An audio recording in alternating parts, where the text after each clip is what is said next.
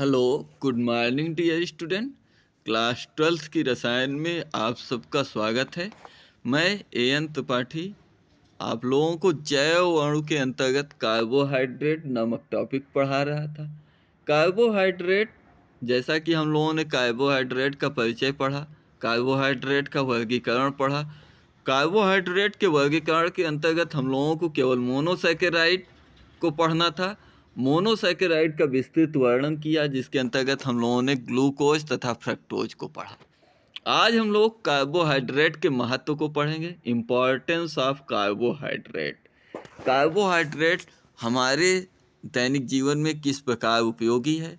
Carbohydrate हम लोगों को हमारे दैनिक जीवन में कितना इसकी उपयोगिता है, क्या महत्व है, किस प्रकार जंतुओं वनस्पतियों सहित मनुष्यों के लिए कितना आवश्यक है।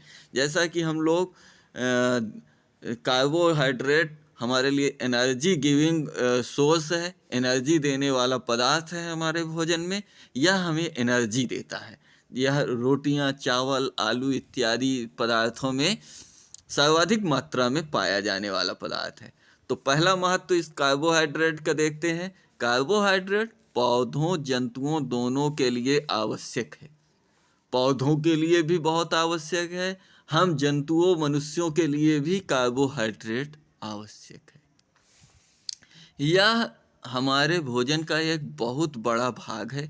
मोनोसैकेराइड शरीर की उपापचयी क्रियाओं में महत्वपूर्ण कार्य करते हैं। सेकंड नंबर हमारा है जो कार्बोहाइड्रेट का एक स्पेशल टाइप है, वर्गीकृत करने पर मिलता है। मोनोसैकेराइड जैसे हम वर्गीकृत करते हैं तो ओलिगोसैकेराइड के अंतर्गत मोनोसैकेराइड को पाते हैं। तो मोनोसैकेराइड शरीर की उपापचयी क्रिया, हमारे शरीर में मेटाबॉलिज्म की क्रिया होती रहती है, जिसके फलस्वरूप एनर्जी हमें प्राप्त होती है। तो उपापचयी क्रियाओं में महत्वपूर्ण कार्य करते हैं।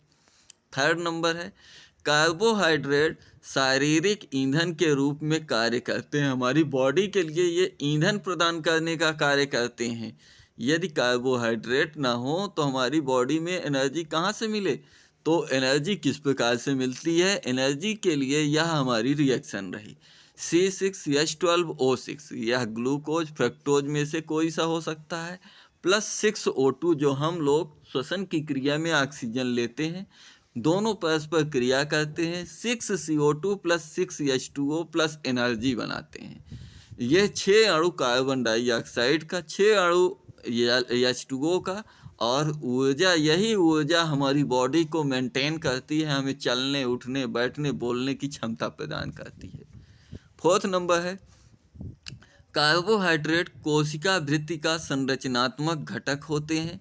जैसे पादप कोशिका भित्ति का घटक सेलुलोज है, पौधों की कोशिका भित्ति सेलुलोज की बनी होती है। कार्बोहाइड्रेट जीवधारियों की क्रियाओं के लिए ऊर्जा भंडार का कार्य करते हैं। जो भी कार्बोहाइड्रेट ग्लूकोज फ्रक्टोज सुक्रोज है, ये समस्त जीवधारियों की क्रियाओं के लिए ऊर्जा का भंडारण का कार्य करते हैं। जैसे बीमारी एवं व्रत की अवस्था में यह हमें एनर्जी देता है। कार्बोहाइड्रेट ही हमारी बॉडी में संचित रहता है, जो अपघटित होकर के यदि हम बीमार होते हैं, 2-2 दिन 4-4 दिन भोजन नहीं करते हैं, कभी कभी ऐसी स्थिति आ जाती है कि 15 भोजन नहीं करते हैं, यही कार्बोहाइड्रेट अपघटित होकर के हमें जीवित बनाए रखता है। हम 2-4 दिन भोजन नहीं करते हैं, व्रत रह जाते हैं 1 दिन 2 दिन, कुछ लोग तो नवरात्रि जैसे व्रत में पूरा 9 दिन व्रत रहते हैं। तो यह कार्बोहाइड्रेट ही हमारे एनर्जी देने का कार्य करता है, एनर्जी के रूप में ये स्टोरेज रहता है। 6 नंबर कार्बोहाइड्रेट ग्लाइकोजन के रूप में यकृत में संचित रहता है, जो आवश्यकता पड़ने पर शीघ्रता से ग्लूकोज में परिवर्तित हो जाता है। कार्बोहाइड्रेट हमारी बॉडी में किस रूप में संचित रहता है, तो ग्लाइकोजन के रूप में, यह आपको ध्यान रखना होगा।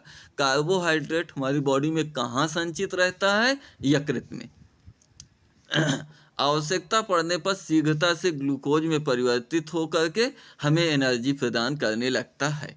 अगला 7वां नंबर है ग्लूकोज मनुष्य के रक्त का प्रमुख घटक होता है, पार्ट होता है, अवयव होता है। सामान्यतः 100 ml रक्त में 65 से 110 मिलीग्राम ग्लूकोज पाया जाता है। अगर हमारे रक्त में 100 ml है रक्त, हम 100 ml ले लिए, 100 मिलीलीटर ले लिए, तो उसमें 65 से 110 मिलीग्राम तक क्या होगा, हमारे ग्लूकोज पाया जा सकता है। तो इस प्रकार आज की डेट में हम लोगों ने कार्बोहाइड्रेट के महत्व को पढ़ लिया है। अगले टर्न पर हम लोग प्रोटीन्स के विषय में पढ़ते हैं। प्रोटीन्स क्या है, प्रोटीन में के अणु किस प्रकार से एक दूसरे से जुड़े होते हैं पेप्टाइड बंध के द्वारा। तो पेप्टाइड बंध, पॉलीपेप्टाइड, एमिनो अम्ल जैसे अणुओं के विषय में पढ़ेंगे। मिलते हैं प्रोटीन के साथ, तब तक के लिए सभी लोगों को मेरी तरफ से जय हिंद।